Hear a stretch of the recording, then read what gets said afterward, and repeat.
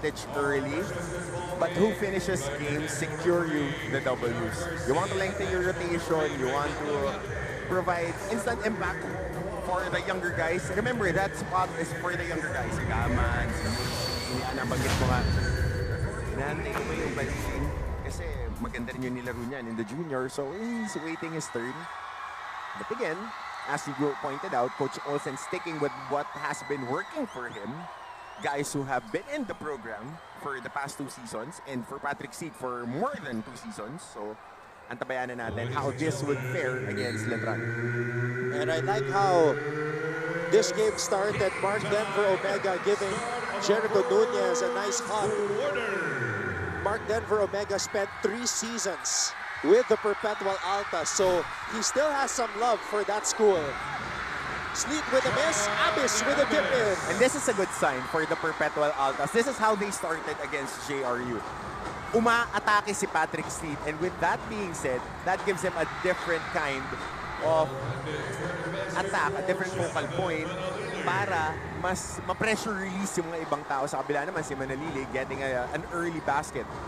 And Manalili did not score a field goal in their last game against Arellano. He had only 3 points, so that's a good sign for Manalili. Well, they'll take the 12 assists because when Titing Manalili is a facilitator, that's where he is playing his best. Manalili 6-0 are the nights when Manalili has at least 10 assists per game. Goho Cruz binigay kay Abyss, back to Air Gojo. Disciplined execution. That's what Coach Olsen Racela is banking on. This is a very disciplined team, offensively and defensively. Watch how they would pressure the perimeter guys. They had a bad shooting game against Letran in the elimination rounds when they met. So antabayan na natin if they would exercise those demons. Goho Cruz defending Manalili. Omega baseline drive. Omega mishandled the basketball. Santos underneath the ring. Omega runs out of time. And now we get our first courtside update. Bianca Tagarda has this to tell us. Bianca? The boat is sinking. Sasama ba kayo? Those were the exact same words of Coach Alan Ricardo nang tinanong ko siya kung ano ba ang susi sa bawat pagkapanalo ng Letran Knights this season. Kagaya nga ng bangka na kinakailangan ay may tamang balanse for it not to sink. From a 0-3 start to now being only 2 games away from the finals, Coach Alan believes that it is faith and hard work that brought them here. Nagsimula nga raw ito from their win versus their arch rival, the San Beda Red Lions, which is a big morale booster for them. At para sa semifinals na ito, Coach Allen is firm that their boat will not sink. Basta sama-sama nila itong itataguyod with everyone embracing their roles and believing on each other. Anton and Coach Hammer. And Coach Hammer is able to relate to that report by Bianca Tagarda. That's been the message of our coach when we were still playing, when we were younger, with the same head coach, and it's nice to see him implementing it with this bigger program. Kasi Letran is up and down throughout the season and they faced injuries din. So they are peaking at the right time.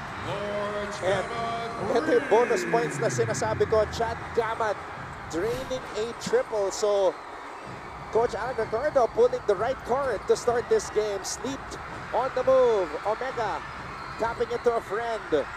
Interception by Abyss. Ball na kay Nunez. Nunez will head to the line.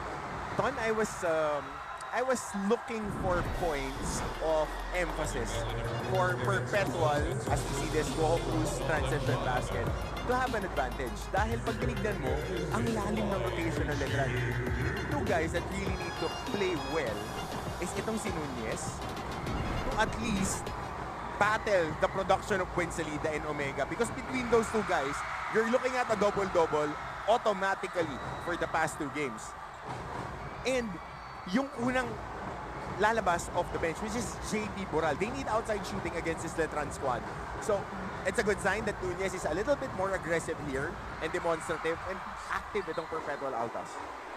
Perpetual shooting 23.8% as a team from beyond the arc. So something that Letran could try to challenge Perpetual to do. But right now, they are playing that man-to-man.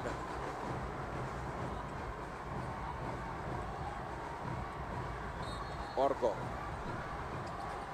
Orgo in his 4th year as a point guard for the Altas. Goho Cruz! Banking it home! Nailed 4 3-pointers last game in their quarterfinals matchup. Might be the most consistent outside shooter for the Perpetual Altas. Somebody that you don't need and won't leave open. Gamad for 3. Another one! Back-to-back three. And Chad Gamad is low-key one of the deadliest snipers in the NCAA. He's shooting 38.2% from beyond the arc. Oh, and a lot of color here with Manalili and Mark Go Cruz. Yeah, they've been playing against each other since high school. Yep. Just competitive. Competitive, smiling, two competitors being at each other's grill. Di aatras parehas. Dugong NCAA eh. So double foul yung tinawag sa kanila.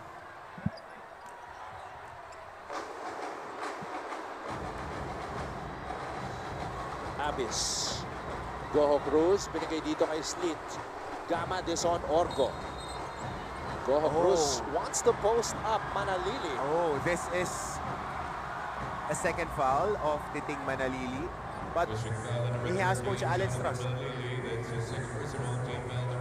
There was that one game, that first quarterfinal game against Arellano when Manalili picked up 3 fouls in the first half. They throw it out to Sleet. Sleet to Abis. MGC for 3. Nunez offensive rebound. And Gaman gets it up ahead to Santos. Santos switching hands. Orgo picks up the loose ball. Good defense by Patrick Sleet, just going vertical. Abis. Baseline spin. Kicks it out to Sleet. MGC hesitates. Sidestep. Goho Cruz puts it up. Abis offensive rebound. Abis throws it out to the wrong man. Manalili has it. Manalili is fouled. And good presence of mind by Titing Manalili to just go downhill and attack the singular defender. And as Sean Orgo is telling the guys that if you're going to kick it out, settle down. You have to execute well. Hindi ka pwede sumabay sa pace ng Letran. Because Letran likes to run. Because they have a very good attacker in Manalili. Manalili was 0 for 5 from the field against Arellano. But like you mentioned, 12 assists. Was 3 for 4 from the free throw line. Averaged 10.5 assists in the quarterfinals. In the first game, he had 9 assists, 12. In the second one, very important that you make him a scorer, pero parang you just pick your poison when it comes to the team. Arellano's game Good plan screen. as Abis cuts baseline. I'm so sorry, Anton, kasi pag nakakita ko ng magandang screen, I get ahead of myself. Ang ganda ng pagkakaset ng screen ni Mark Goho Cruz for that UCLA cut, the Abyss. Perpetual has the numbers. It's a 4-on-1 fast break. Abis with the finish. Left hand finish. Again, being disciplined on defense. 6 points for John Abis. And look at how they're challenging the attackers. They're just walling it up. Estrada for 3. Jimboy short. Orgo with the board. And if I am the Coach Olsen, that's a guy that I'll be keying on dahil for the past 3 games, maganda nilalaro ng Estrada. But Sleet attacking. Wow, Patrick Sleet. Aggressive. Nobody there to stop him. Sleet gets his first field goal. Very disciplined attack for the Altas. They know where to bring the ball. They know who they would be keying on defensively. But this guy, 3 3-pointers. There's that 38.2% three-point shooting. Chad Gamad cuts that Perpetual lead to 1.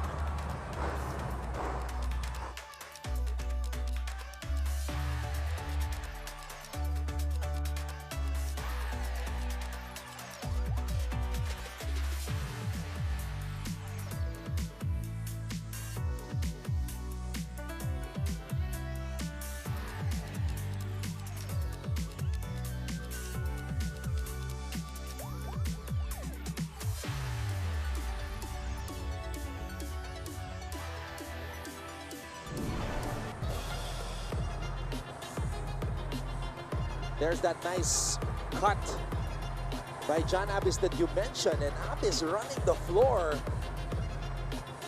At ito naman, Chad Gamad started 12 of Letran's 15 games. And that's what you want when you have a young guy.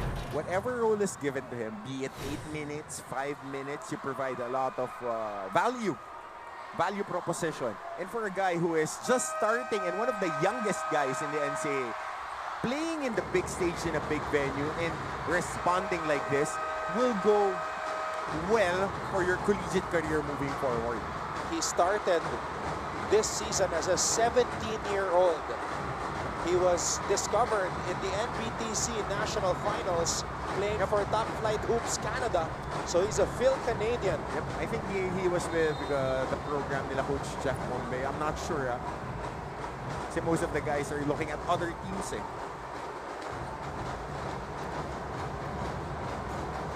Sleet. Trying to post up Manalili. Manalili with 2 personal fouls. Goho Cruz. Blocked by Omega. Good help. Orgo to Nunez. Nunez! Unable to finish. And a foul here on Abis. But a lot of opportunities for Nunez. Jericho has been getting it underneath the basket. And he would eventually make those. This was a good look. And good defense by Kevin Santos. Not jumping, just walling up, raising his hand. Manalili.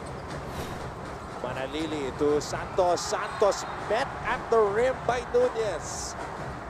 How about the discipline of this Perpetual defense? Makikita natin mamaya, lagi lang silang nakataas ng kamay. Eh, tingnan mo yung challenge. Yan ang pinakamahirap eh. Yung pagtatalon ka, nakataas lang yung kamay mo vertically, hindi ka magsaswing. Orgo with a steal. Orgo to Goho Cruz. Goho Cruz with a fake and the basket. And I want to see if MGC can sustain this level of activity because he is scoring and he is defending. The best attacker for Letran right now. He's expelling a lot of energy, expending rather. Estrada against Sleet. Sleet right in front of him. Omega loses it. Orgo is fouled. And Orgo and Nunez picking up their former teammate.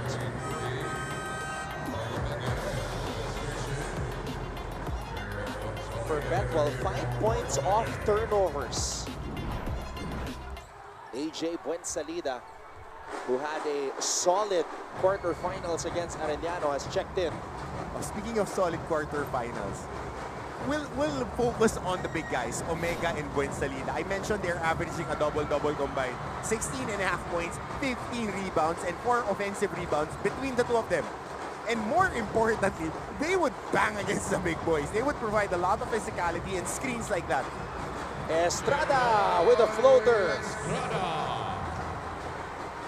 Jimboy Estrada averaged over 20 points per game in the quarterfinals against Arellano. One offensive foul here on that sideline triangle. Pag-back screen ni Nunez. Yan na naman yung screen. Ang laking bagay pag tumatama yung screen ni Nunez sa kanyang Omega. Tapos, nagpo-provide pa sila ng extra touches when it comes to offensive rebounding. Estrada, 20.5 points per game in the quarters against Arellano. Manalili floats it up. Piting Manalili. Oh, errant pass there by Sean Orgo. Estrada. Estrada to Buensalida. Buensalida. Wonder foul. Didn't get it. Goho Cruz. Touchdown. Good leak out by MGC. And what a matchup. Manalili and Goho Cruz.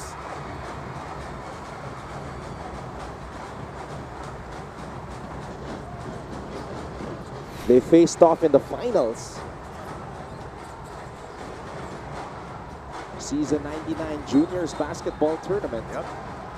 A second foul here on Jericho Nunez jockeying for position. And look at Manalili. Create some space. Andun sobrang underrated ng footwork hitting Manalili. yung contact balance. Ako paulit-ulit ako nito na sinasabi yung contact balance. It's when you're running full speed, you're taking contact at hindi ka na lilinsad, di ka na gagalaw dun sa mga gusto mong puntahan. Ang laking bagay niyan, especially when you're a scorer.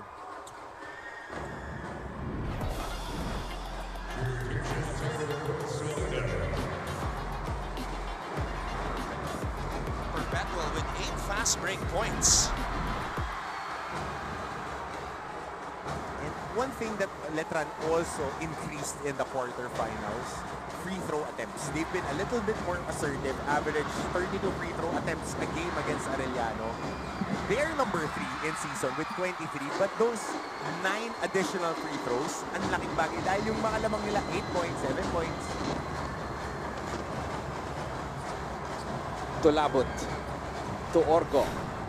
Alcantara swings it to JP Boral, and that's a foul on Buen Salida. Both teams in the penalty red.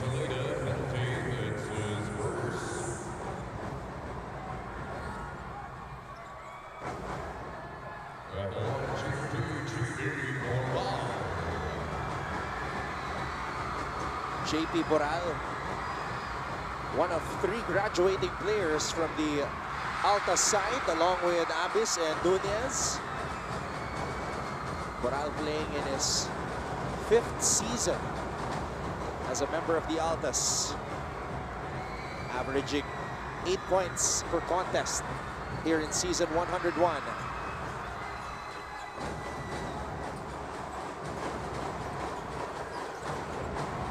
Santos, back to Manalili. Manalili to Estrada. Estrada swings it, and Orco almost coming up with the interception. As Coach Alan Ricardo calls a timeout. His team still down by 1.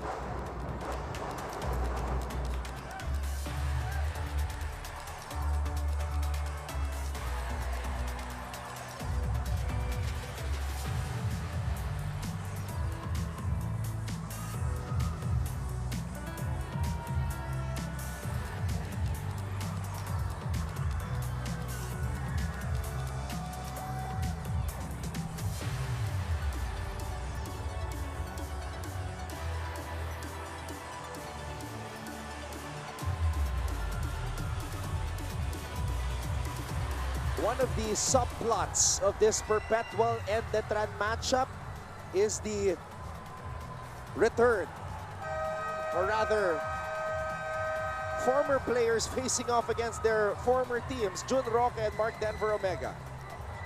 Very, very familiar. And Coach Olsen was expecting these 2 guys to be part of his roster when he accepted this opportunity to coach the Altas. But again, next man up. It gave more opportunity for Abis to improve, more opportunities for Nunez to play and be the defensive anchor. Ganun naman yan. And on the flip side, 2 guys who would be having pro contracts after this season is Roque and ito naman si Omega. So it all worked well. But again, no love lost for these 2 squads. Jun Roque played 2 seasons for the Perpetual Altas, and it looks like he was well on his way to stardom. Yeah. Obviously, fight, no? Obviously his numbers this season are way below what he was showing in a sophomore season with the Altas, but we're very well aware of what Roque can do at his best. So ito yung aantabayan na naman natin ngayon, Anton. As we see Jun Roque get in the game, aantabayan na natin dito yung zone offense ng Perpetual. Dahil ang ginawa sa kanila ng mga teams na tinalo sila is zone sila. So we'll see. Again, you mentioned that they're shooting below 25% from 3. They have 17 made 3-pointers this season. But last game, they had 7. Manalili on the move. Ding, Manalili.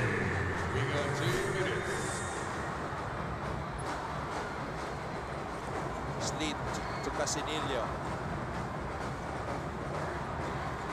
Casinillo back out to Sleet. Daring Patrick to shoot. Can't get the lucky bounce. Manalili has the loose ball. 2-on-1 fast break. Manalili. Sleet gets the stop. Good defense by Patrick Sleet. Just being patient, protecting the rim. Boral in the post. Stolen away. Wow, one man to beat. Wow, creating some space. And good use on that left forearm by Deo Quahao. Just enough space carved out for a shot. Letran on a 4-0 run. Casinillo to Alcantara for three. Josh Alcantara. The last time that he was here in a Final Four, they won a championship. In high school, now it's his opportunity. I saw him warming up, really focused and locked in. That was a big shot for Josh. Quahao. Good challenge. Santos. And Santos scores. Next skip pa on that same side, just finishing off the glass. Kevin Santos really playing well. Tolabut, baseline jumper. And Santos with the rebound. Omega and Nat Montesillo set to check in, and Coach Allen reminding Manalili to manage the clock. Manalili throws it out. Roque. Santos has to shoot, and Santos scores. 17 and a half, almost 9 boards, 3 blocks a game. That's the averages of Kevin Santos in the quarterfinals, and he's really blossoming right now. And the Letran Knights going on a run.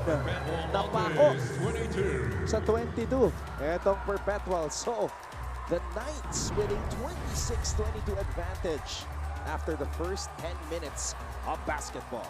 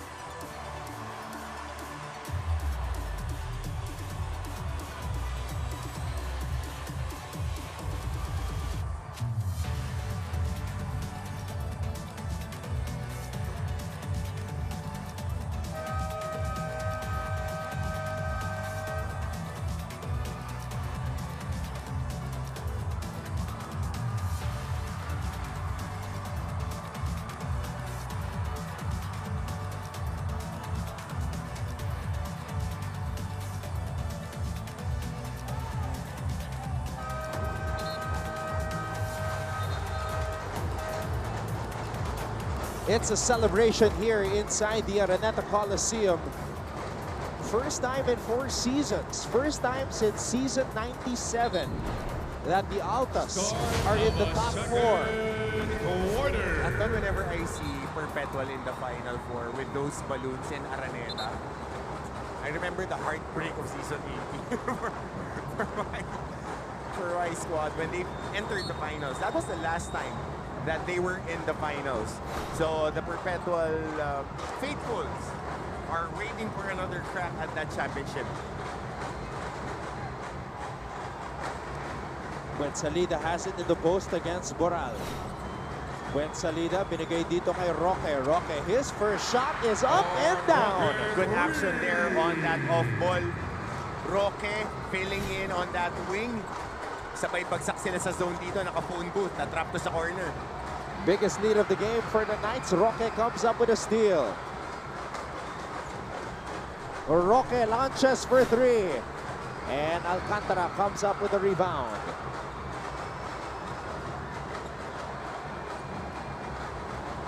Letran. Back to that zone. Roque, first line of defense. Boral. Alcantara for 3. In and out. Omega comes up with the rebound.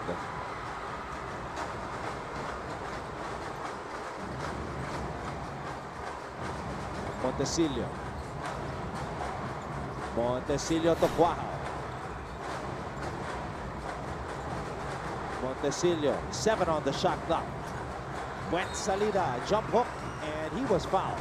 laking bagay na healthy yung Monticello para dito sa team nila. Kasi pagka umupo si Manalili, meron silang stabilizer na backup guard na kayang itakbo yung sistema ni Coach Allen. So kita mo Pino yung execution nila doon. Makibalita muna tayo kay Bianca Tagart.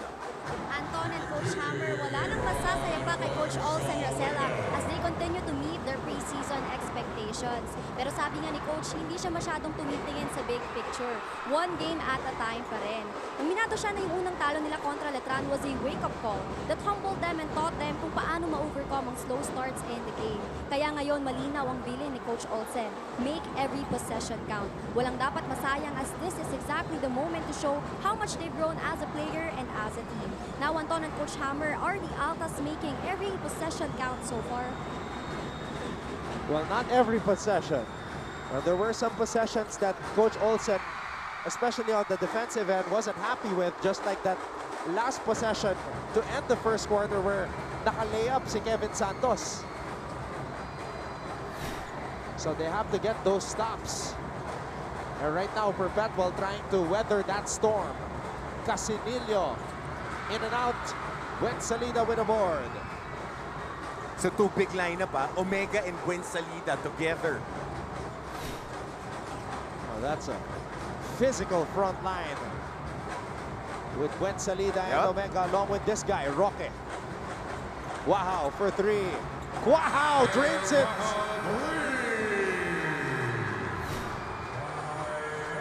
The Knights have gone on a rampage. They are on top by 12.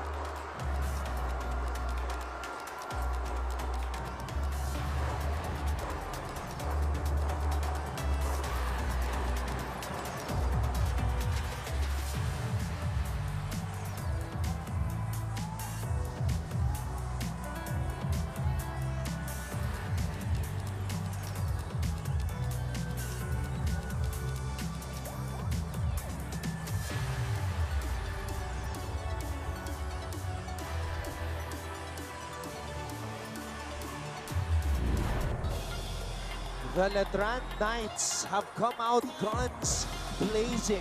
5 out of 9 from beyond the arc. And perhaps the deadliest sniper of them all, Deo Quahao, drains that high looper. Professional shooter. Deo Quahao, specialty of the house. But an underlying facet, Anton, for this Letran Knights team is they got healthy when it counted the most. Now they have all the pieces, very healthy.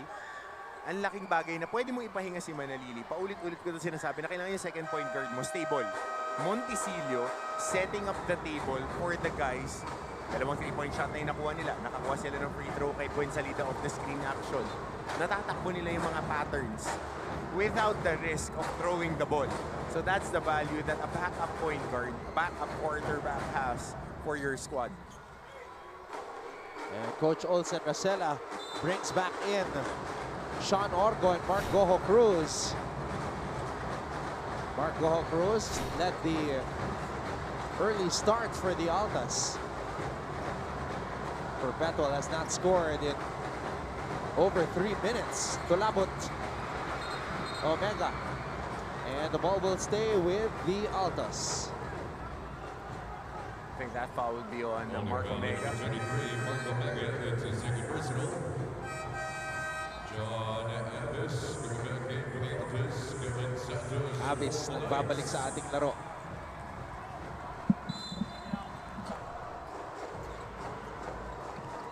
Maglupay. To Goho Cruz. Goho Cruz. Boral, offensive rebound. Maglupay. Throws it out to Orgo. Goho Cruz against Roque. Boral fade away. And Santos comes up with a rebound. Good defense by... Oh, another foul here on Goho Cruz.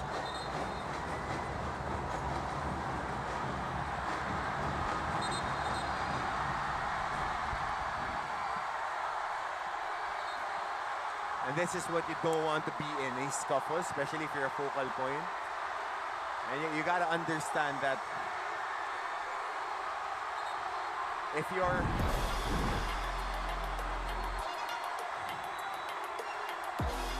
here. So, walang ayaw bumitaw. So, tumawag na ng double foul. They're just trying to break that. That's a very tough spot to be in. Yep. Double foul on number 19, Marco Cruz, and number From Mark Goho Cruz's standpoint, if he extends his arm and Roque pulls it, he could get seriously hurt. And that's why I think he didn't want to extend his arm and just kept it folded. Because we saw in that video that Roque pulled him. Yep. Okay, back to the action. That's part of the action, though. Yep. I just don't want to give my personal take on what to do when it comes to tackles like that. Just try not to get injured. Yeah. Exactly. Just try not to get injured. Tsaka ang pinakamahirap kasi doon, yung nilalak. Yan ang pinakamahirap, yung mga naglalak ng mga shoulders. It's not a basketball play. Definitely not a basketball play. And there are people that would try to instigate to hook you like that. So double foul. Yep. And technical fouls. Double technical fouls. Goho Cruz and Roque on the bench.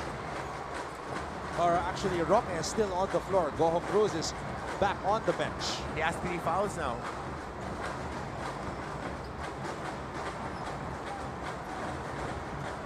Goho Cruz with 9 points in this game. Wow, for 3.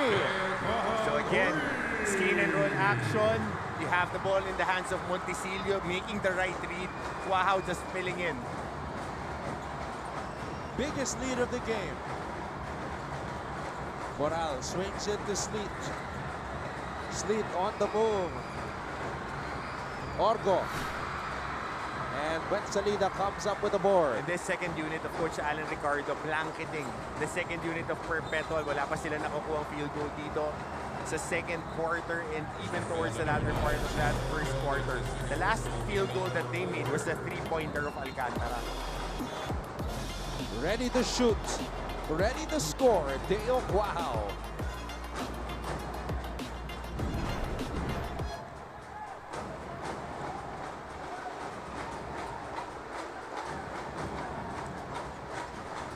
Roque to Montesilio.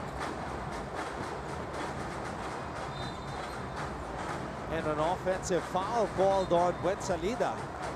Yep, referees tightening up the balls with not setting up that screen properly and moving. Anytime that you're not set, look at his feet, look at his shoulders, right there. That's an easy call by our referees. You're moving and setting up a wipeout screen. That's a definite offensive foul. Boral, unable to handle the pass by Abis. Wensalida completes the steal. Montesilio. Montesilio to Wensalida. Wensalida driving from the three-point line.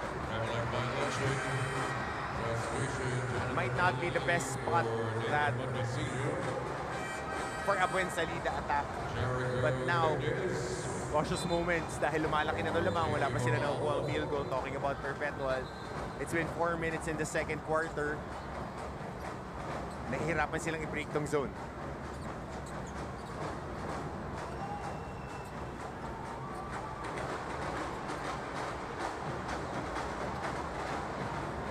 Orgo. Sleet has it. Sleet. Shovel pass to Abis. There you go. That's one way in breaking a zone. Hit the guy in the gap. Manalili.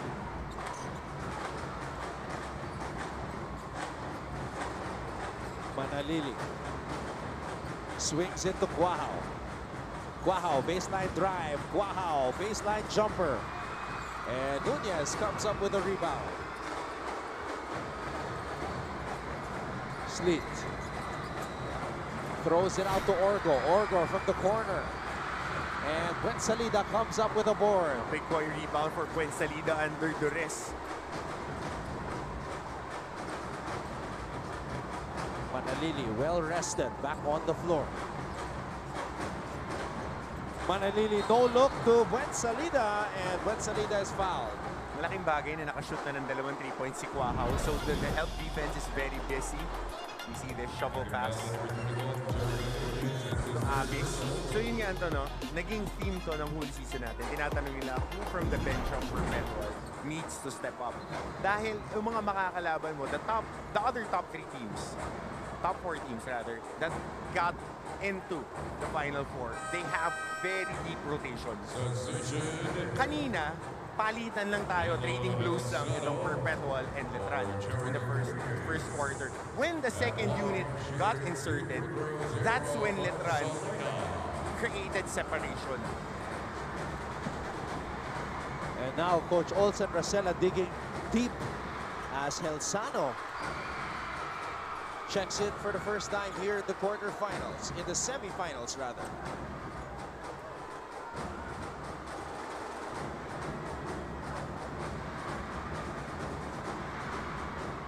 Buensalida makes the free throw. So they're staying on this 1-2-2, the shifting zone. Na yung dalawang big man nila naka-anchor lang sa ilalim. That's the phone booth call sign. Orgo to Sleet. Sleet back to Orgo. Orgo for 3. Short. And Manalili picks up the loose ball.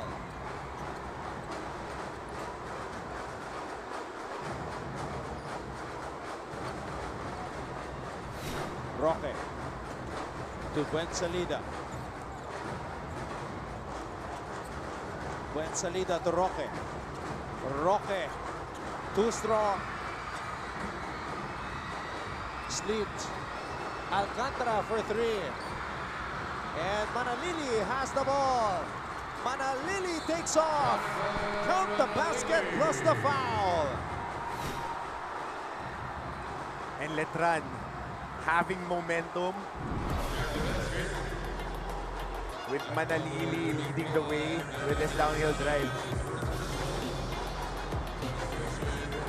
Sano called for the personal there. And one of the happiest guys in the audience, Bong Quinto, celebrating that and one by Titing Manalili. Bong Quinto sitting on the baseline. And he's right beside Kurt Rayson.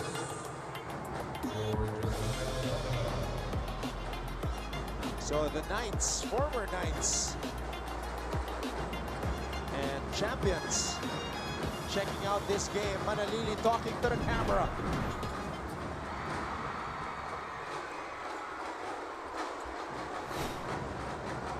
It's a 15-2 run for the Knights of Intramuros. Sleet power move. And that's going to be 2 free throws for Patrick.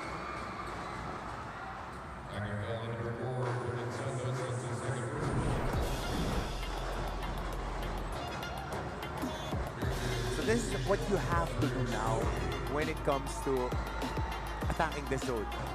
Dahil kinaklamp down na yung mga driving lanes, ginugood sila na tumira sa labas kasi wala pang, hindi makabutas eh. Isa pa lang na knockdown nila ng 3-point shot with Marco Cruz. So they need to find a guy that will answer that call because shots would be available for Letran.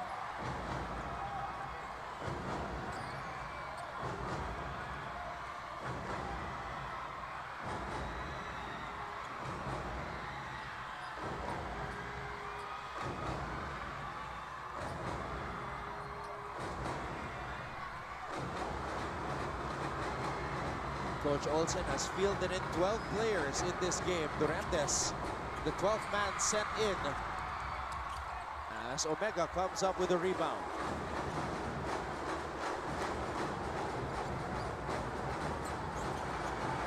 And Deoquao scores underneath. And just unleashed, being fueled by their defense or the Letran Knights. Just settling into this zone as expected.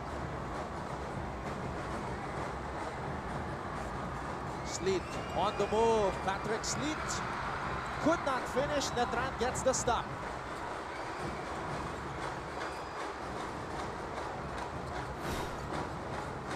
Manalili with a crossover. Manalili in the playground. Santos throws it to Roque. Roque steps back for three. And Orgo comes up with a board. That's a foul on Omega. And there's Bong Quinto along with Kurt Rayson.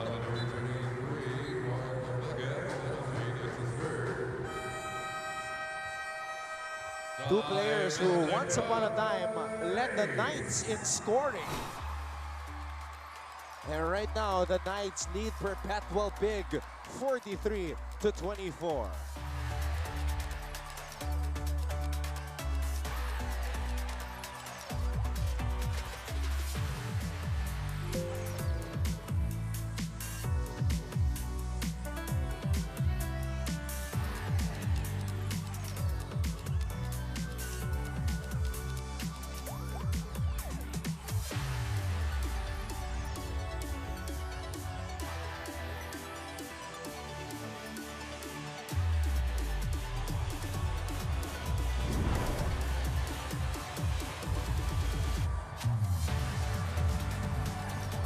Mancom representative Coach Dax Castellano of the College of St. Benilde. His Blazers will go up against the Red Lions at 2:30 p.m. today.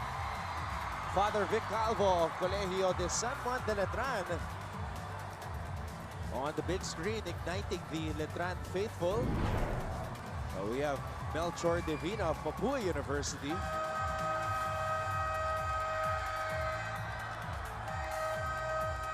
Mr. Frank Gusi of the University of Perpetual Health System, Delta.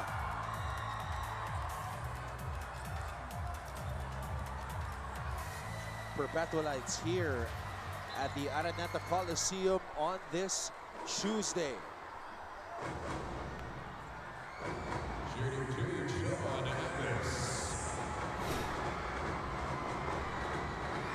Abyss drains the first.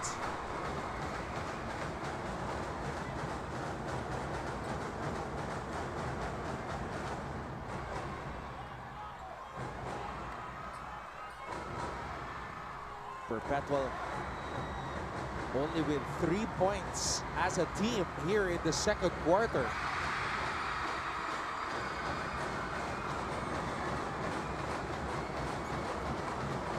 They had 22 points in the opening period.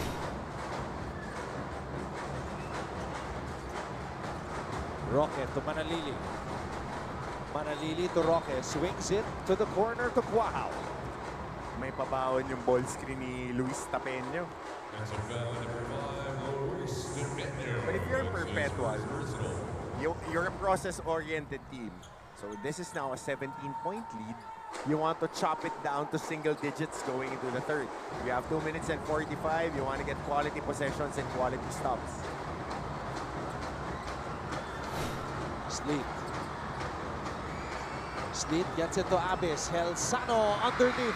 There you go.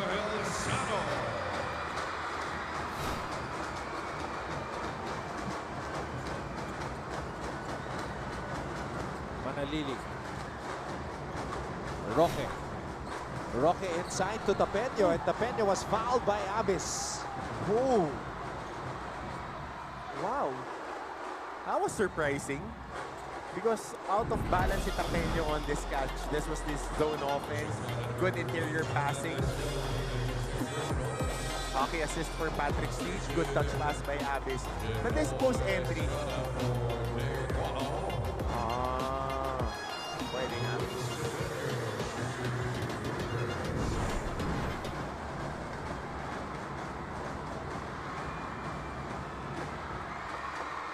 Tapeño drains the first free throw.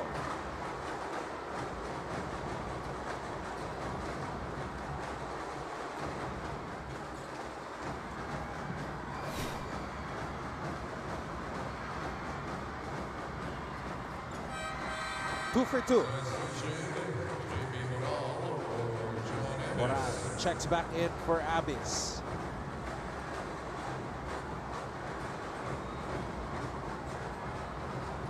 Orgo to Duremdes. Duremdes to Sleet. Sleet Throws it out. Duremdes.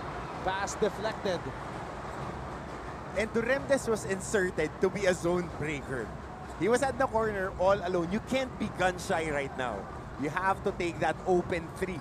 Sinasabi rin ni Patrick, itira mo na. Libre siya sa kanto. Duremdes to Boral. Boral in the baseline. Sleet on the move. And Sleet was fouled. And the basket counts for Patrick Sleet. A good attack by Patrick Sleet. Not stopping after that foul. Good continuation. Inside hand. Contra pectus pa. Hirap nun.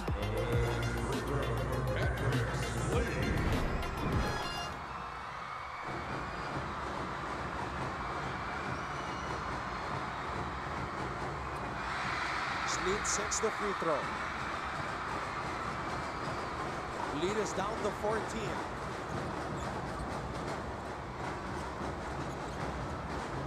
Roque to Manalili. Estrada from the corner. Mahirap to kasi may momentum na ang Letran. So, you gotta get stops. And now, in rhythm yung mga shooters ni Coach Allen. Helsano to Sleet. Sleet to Helsano. Helsano from the free throw line. Orgo. Oh, the pass was too strong.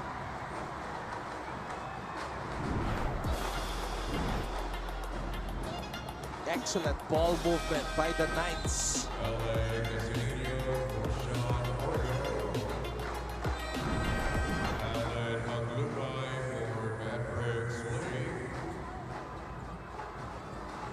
Lupay returns for the Altas.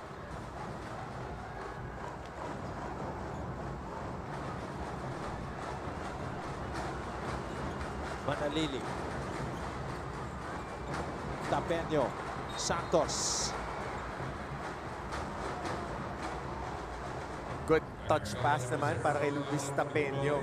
And just knowing where their spots would be on his screen and roll. Ganun ka-importante pagka marunong pumasa yung mga big guys off the move, on the move rather.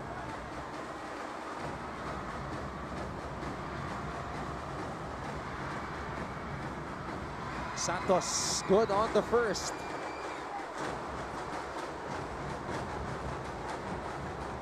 Kevin Santos, 4 points and 7 rebounds in this game.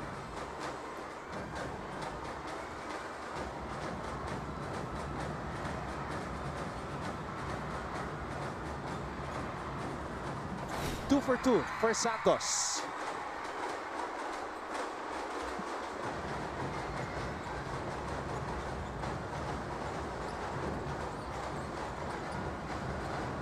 Helsano to Maglupay. Boral. Boral over Santos. Grabs his own miss. Boral with the finish.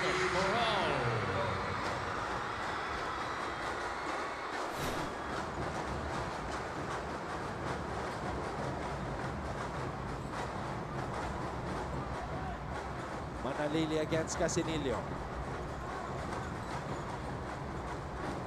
Manalili looking for Santos, intercepted by Helsano. Duremdes. Casinillo. Boral for three. JP Boral with a triple. Manalili spins baseline. Manalili to Roque. Roque short. And Perpetual going on a mini run to end the first half. But the Knights establishing a 14-point advantage at the end of the second period. Halftime stats, analysis, and more when we return. This is NCAA Season 101, Building Greatness.